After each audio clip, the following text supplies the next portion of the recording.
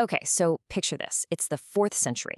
The sister of the Roman emperor, Constantine the Great, a woman named Constantia, makes a pretty simple request. She asks one of the most famous bishops of the time, a guy named Eusebius, for a portrait of Jesus. Simple enough, right? But what she gets back isn't an icon, it's a letter. A shocking, really complex, and absolute refusal. So why on earth would a bishop say no to an empress? Well, the answer pulls back the curtain on a fascinating and pretty much forgotten chapter in Christian thought. Right off the bat, Eusebius starts his letter with this incredible question. He immediately flips the script on her. This isn't a simple request, he's saying. It's a huge theological problem. He's asking, which Christ are you even talking about? Do you want a picture of his divine, unchangeable nature or his human one? And as we're about to see, his whole point is that, well, you can't paint either of them. And you've got to understand, this isn't your standard no graven images argument you might find in the Bible. Nope.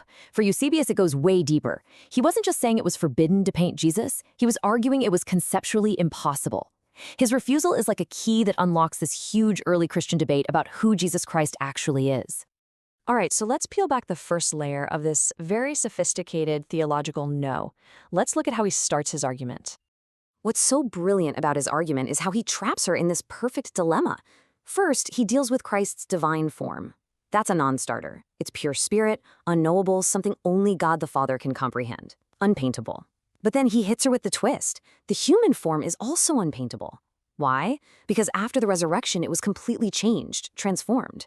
So what's the takeaway? You can't do it. A true image is impossible because, in his view, there's literally nothing left to paint. And he uses this amazing biblical phrase to drive the point home. Christ's physical body, what he calls the form of a slave, was swallowed by life. Think about what that means. He's not just saying the body came back to life. He's saying it was completely, absorbed by his divinity. The mortal part was just gone, consumed by the immortal. To back this up, he brings up the transfiguration. He basically says, look, even before the resurrection, when Jesus gave his disciples just a tiny glimpse of his glory, they were so blown away they couldn't even look at him. They just fell on their faces. So if the apostles themselves couldn't handle the sight, what chance does some artist have with what he calls dead and lifeless colors? No chance at all. So, okay, what does that even mean, a body being swallowed by divinity? Yeah, this isn't just some poetic flourish. It's actually the key that unlocks a much, much bigger theological iceberg. To really get it, we have to go deeper and look at how Eusebius saw the relationship between Christ's divinity and his humanity. And this brings us right to the heart of his argument, his Christology. Now, that's just a fancy word for his whole theory of who Jesus Christ actually is. And believe me, this is where things get really wild. So, to get what Eusebius is saying, you first have to get his idea of the Logos, or the Word of God. Think of it like this. For him, God the Father is so beyond powerful, so infinite, that he can't just directly interact with our fragile, created world. He needs a go-between, right? An intermediary. For Eusebius, that's the Logos. Eusebius gives us this great analogy to make sense of it. Think of God the Father as the musician. He's the ultimate composer, the source of everything, but he's not the one on stage. The Logos, that's the intermediary, the one who actually plays the music, bringing the Father's will into the world. And the body of Jesus? Well, this is the crucial part. The body is just the instrument. It's like a lyre that the Logos is playing to make a sound we can understand. Now, if you follow this logic, you end up in a really radical place. The divine Logos, being divine, is impassible, which means it can't suffer or be harmed.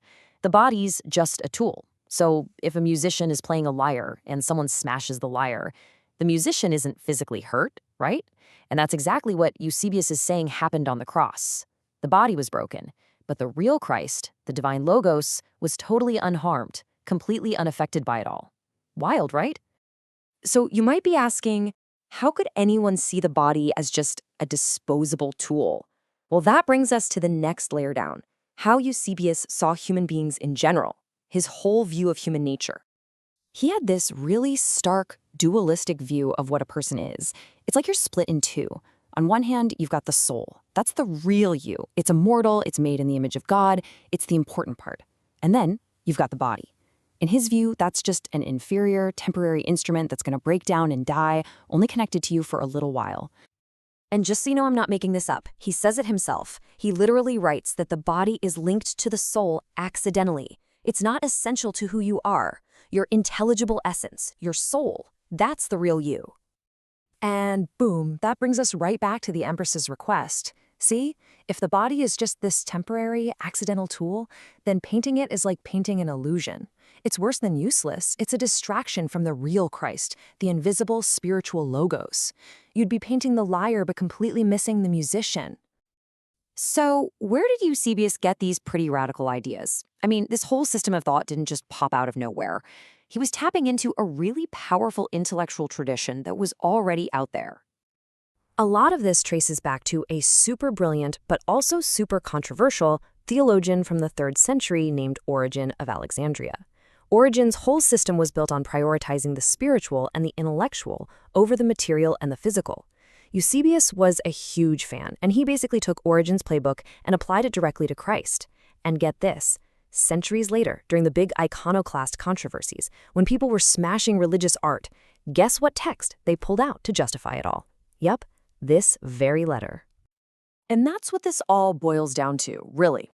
Eusebius's big no to the Empress wasn't just about art rules. It came from this deep-seated philosophical belief that our physical world, even our own bodies, is kind of a barrier, a distraction that stands between us and God. And that leaves us with a huge, timeless question, one that's just as relevant today. Is the world we can see and touch a doorway to the divine, or is it a wall we have to climb over to find what's truly real?